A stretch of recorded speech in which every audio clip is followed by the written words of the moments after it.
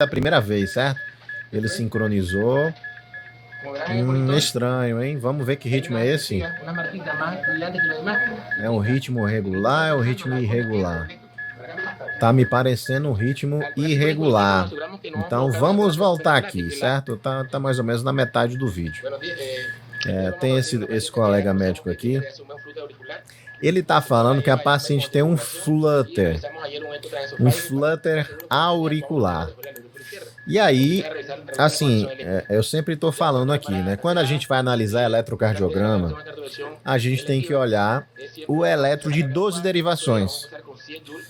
Mas lá no desfibrilador, né, no cardioversor, eu achei que era um ritmo irregular. E aí não é flutter. Se for um ritmo irregular, ele diagnosticou errado. É fibrilação atrial. Então, vamos ver o que é que ele fez aqui. Já tá pegando as pás. Deixa eu ver o que é que ele falou. 50 joules no flutter. Ele acha que é flutter mesmo. Otra precaución es poner el equipo de desfibrilación en sincrónico. ¿Qué es lo que vamos a hacer? Se van a proceder a la son eléctrica. Ya la señora está preparada, está sedada. Importante es a la hora de realizar una cardioversión electiva. Siempre, bueno, utilizar la carga adecuada. Vai se fazer uma cardioversão eletiva. Vamos a empezar con 100 joules. Debido a que tiene un peso corporal adecuado. Normalmente el flutter comenzamos con 50 joules. 50 joules no flutter. Si con la carga no sale, haremos 200 joules con anticoagulación y revisamos de su flutter auricular. La señora lleva ya un mes con anticoagulación y realizamos ayer un eco transesofágico para estar seguro que la señora lleva ya un mes con anticoagulación y realizamos ayer un eco transesofágico para estar seguro que no tenía coágulos en la aurícula izquierda. Convidar a revisar la conversão elétrica. Então, pessoal, importante isso daqui, tá? Eles estão fazendo uma cardioversão elétrica. E aí o interessante, né, é que tanto para o flutter quanto para a fibrilação atrial, nós devemos nos lembrar que a paciente tem riscos de ter um trombo ali no átrio. E acaba que quando você faz a cardioversão elétrica, dependendo do cenário, sem fazer anticoagulação, pode ser que esse trombo vá para o ventrículo e depois pode fazer um AVC na paciente ou uma oclusão arterial lá dos membros inferiores. Então, primeira lição que você médico e você médica tem que tirar desse vídeo aqui. E já aproveita e se inscreve no nosso canal. A primeira lição é, em pacientes com fibrilação atrial, que é o que eu acho que essa paciente tem, ou em pacientes com flutter, que é o que ele acha que a paciente tem, mas é legal porque nessas duas situações, nós precisamos, se você optou por fazer a cardioversão e voltar o ritmo para sinusal, é super interessante, e é super interessante não, é mais além que isso, é super fundamental e é básico que você faça a anticoagulação da paciente por algumas semanas, ou você submeta essa paciente a um ecocardiograma transesofágico. E aí isso envolve até anestesia, né? E um ecocardiografista. Por quê? Porque se você tem um paciente com fibrilação atrial, se você tem um paciente com flutter, com duração que não é determinada, duração, não sei se durou mais do que 48 horas ou menos de 48 horas, essa fibrilação atrial ou esse flutter pode estar ali há muito tempo e como o átrio ele não vai contrair direito, você pode gerar um trombo naquele átrio. E aí se você vai fazer a cardioversão para ritmo sinusal, se você não verificar isso, o paciente tem alto risco de fazer uma trombose. E aí seria uma trombose para o cérebro, seria um AVC, né? Um AVE isquêmico. E aí eu quero trazer outro ponto aqui, e é complicado, né? E existe um protocolo que fala que uma fibrilação atrial, por exemplo, com menos de 48 horas, ou um flutter também com menos de 48 horas, você pode fazer a cardioversão. E aí eu também falo que é perigoso, certo? Porque é muito difícil o paciente dizer quando é que ele começou a sentir aquilo, né? Faz quanto tempo que ele está sentindo. Às vezes ele poderia ter uma fibrilação atrial e não sentia nada, sem sintomas. Ou às vezes ele teve uma fibrilação atrial, aí voltou para a sinusal, e depois teve a fibrilação atrial e procurou o pronto atendimento. Então fica difícil, tá? É muito delicada essa decisão aí. Existem protocolos que autorizam você a fazer a cardioversão com menos de 48 horas, mas eu particularmente sou mais conservador e é a opinião do especialista, tá? E acho que você tem que fazer aí uma verificação do átrio do paciente em relação a isso. A situação que você está autorizado e autorizada a fazer a cardioversão é na instabilidade hemodinâmica. Se o paciente tem hipotensão por causa da fibrilação atrial ou do flutter, se ele tem diminuição da perfusão por causa da... Por que eu estou falando isso, né? Hipotensão arterial, dessaturação, diminuição da perfusão, rebaixamento do nível de consciência. Todos esses critérios, eles autorizam você a fazer a cardioversão de urgência. Mas tem que ser por causa da fibrilação atrial do flutter. Porque, digamos, uma fibrilação atrial com a frequência de 130, 120, ou um flutter com a frequência de 130, 140, é difícil eles causarem instabilidade no paciente. Então, geralmente, eles não são a causa. Às vezes, o paciente pode estar hipotenso por uma sepse, e aí você acha que é a fibrilação atrial, e acaba fazendo a cardioversão de maneira precipitada, sendo que o problema é a sepse. Vamos voltar. Então, o que é que ele fez, né? Ele foi aqui no cardioversor, pegou as pás, vão passar gel nas pás. Não precisa você encostar uma pá na outra para espalhar o gel, tá? Não precisa você fazer isso daí que ele tá fazendo. Isso acaba que tira o gel do centro das pás. As pás, elas têm um botãozinho laranja aqui em cima, ó. E aí quando você vai desfibrilar, tem muito colega que aperta e solta. Quando você vai cardioverter, desculpa. Tem muito colega que vai lá nessas pás, pega e aperta e solta. Mas não é assim, tá? Porque a gente vai sincronizar. Você tem que apertar, segurar, e aí o cardioversor ele vai calcular o momento certo e você fica segurando. E vai sair vai chegar uma hora que vai sair o choque. Mas quem vai determinar isso é o aparelho. Deixe apenas investido R$100 a cada 30 dias no que vou te mostrar agora e acredite... Chega uma hora que vai sair o choque. Mas quem vai determinar isso é o aparelho. Ele vai sincronizar, quer ver? Tá mostrando o tórax da paciente. Esse aqui é o lado esquerdo, tá? Porque a imagem tá invertida. É super importante que você sincronize para isso daqui virar uma cardioversão. Sempre que o paciente tem pulso, você vai sincronizar. Caso o paciente não tenha pulso, você não vai sincronizar, você vai desfibrilar. Vamos ver aqui. Aparentemente aqui, ó, nós conseguimos ver que o ritmo é sinusal. Eu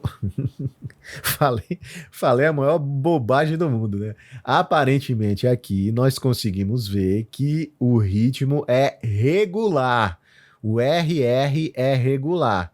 Então, se o RR fosse irregular, seria uma fibrilação atrial. É um RR estreito, é um QRS estreito e as distâncias entre os R's são regulares. Então, isso fala contra fibrilação atrial.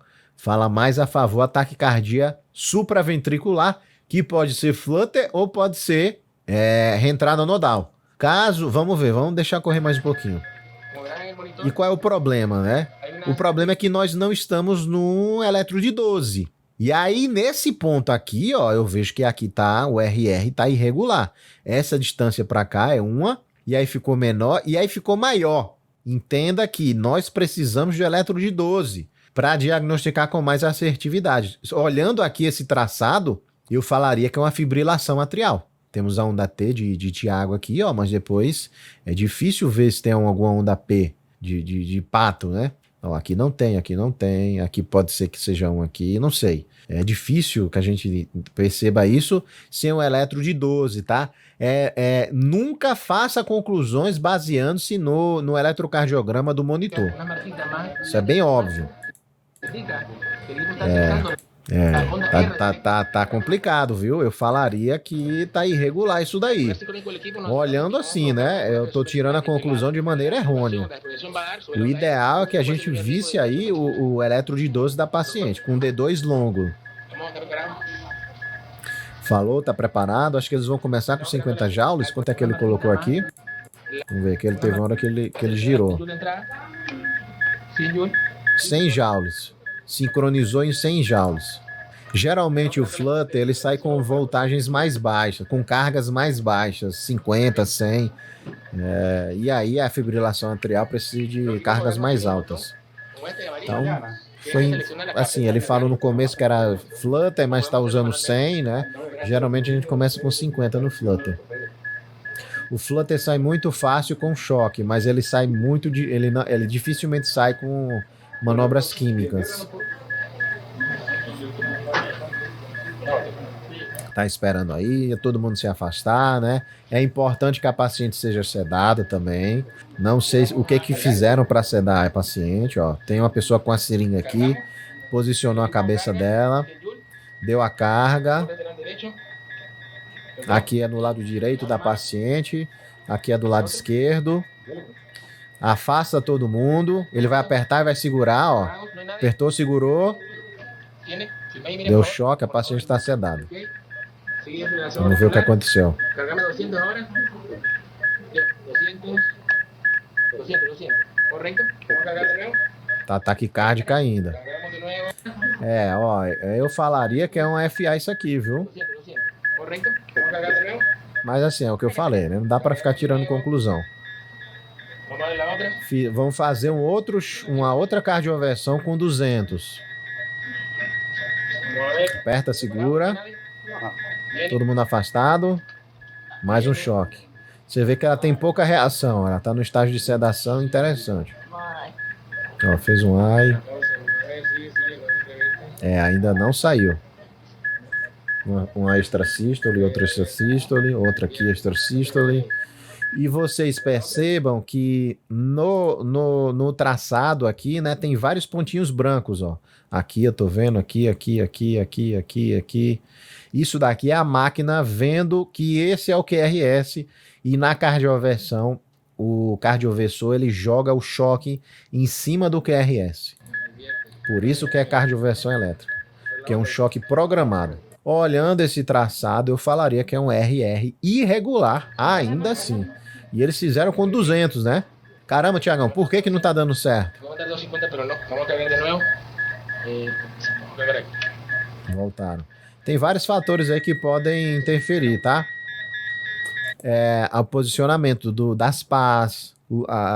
Digamos que ele escolheu 200, mas a paciente pode possuir um panículo adiposo. As pás não estão chegando com eficiência. O posicionamento das pás não está deixando a corrente chegar com eficiência, né? E acaba que você dá um choque de 200, mas não chega a 200 no paciente. Vai chegar bem menos. Ó, ela tem uma região mamária mais proeminente aqui, né? Isso pode estar atrapalhando também. Vai lá, mais uma vez. Terceiro choque. Ele tá segurando outra coisa, ó. É para ele colocar o peso dele em cima das pás, para comprimir o tórax. E ele tá apertando aqui com o indicador, né? O ideal é que você coloque assim, com a mão fechada e aperte com o polegar. Ele não tá botando muita pressão aqui no braço dele para comprimir o tórax da paciente. Essa compressão do tórax... Como é o teu consumo de água? E as pessoas falam, eu devo tomar uns 2, 3, até 4 litros por dia. Eu falo, olha que... Essa compressão do tórax, ela ajuda quando você comprime, né, o tórax do paciente e fica aqui apertando, você diminui o espaço entre as próprias pás. E aí o choque chega de uma pá para outra com mais facilidade. Ó, já tá menos sedado agora. Já gemeu um pouco. Agora sim, ó. Agora conseguiu, reverteu. Paciente gemente, ó. Machucou bem ela agora. Uma extrasístole, mas percebemos que voltou para sinusal. Paciente revertido. Ficou feliz, né, e tal, rodou o eletro. E aí, pessoal, é o seguinte. Uma série de coisas que a gente poderia discutir nesse vídeo, mas assim, a gente está discutindo em hipóteses, certo? São várias hipóteses que a gente conversou. Não tivemos o eletro de 12, então a gente tinha na mão ali uma FA ou um flutter. Geralmente na fibrilação atrial, a maioria dos casos você não vai reverter para sinusal, você vai controlar a frequência com um beta-bloqueador venoso, por exemplo, o metoprolol. 5 miligramas ali, até uma ampola, né? Até um máximo de 15 miligramas, 3 ampolas. Dá para fazer em bolos direto na veia do paciente. No flutter, aí beleza. O mais comum é que você faça a reversão e o mais comum é que seja através de choque mesmo, de um choque de 50 a 100 joules. Eu não acho que era um flutter aí, tá? Eu acho que era uma fibrilação atrial, mas estou apenas achando porque nós não vimos o traçado eletrocardiográfico. Importante, fibrilação atrial, super importante. Se você for reverter para sinusal, o paciente deve estar anticoagulado ou ele deve ter feito um ecocardiograma transesofágico. Tiagão, pode usar a miodarona para fibrilação atrial? Pode usar a miodarona, mas é um risco muito alto de você não apenas baixar a frequência cardíaca, mas fazer a cardioversão química. E aí é o que a gente não quer na maioria das vezes. Então, particularmente, eu não acho interessante. E os protocolos também falam que a miodarona é uma das quase últimas opções para você usar em fibrilação atrial. E aí vem a segunda etapa, né? Que é a cardioversão elétrica propriamente dita, que você tem que sedar. E nesses momentos podem acontecer erros de sedação. E existem erros também da técnica da cardioversão. Você pode fazer a cardioversão de uma maneira errada, posicionar da maneira errada, não comprimir como a gente viu que ele fez. A paciente pode ter fatores ali que atrapalham a passagem do choque, né? Lembrando que no choque existem dois aparelhos, né? Tem um aparelho que é monofásico e tem um aparelho que é bifásico. O aparelho monofásico, a corrente elétrica vai de uma pá para outra apenas uma vez. Ele passa só uma vez, é o aparelho monofásico, é o que a gente tem menos. Os aparelhos mais atuais e que tem mais disponíveis nos hospitais são os bifásicos. Do mesmo jeito que vem uma onda elétrica, uma corrente elétrica da pá do braço direito para o braço esquerdo, passa uma corrente também do esquerdo para o direito. Então é uma corrente cruzada assim, que vai de uma pá para outra, né? Por isso que o nome é bifásico. Então, pessoal, é complicado, hein? Muito legal esse vídeo, achei bom que a gente conversou sobre isso. Se você achou interessante essas nossas discussões, a nossa conversa, aproveita e se inscreve no nosso canal. Se você gostaria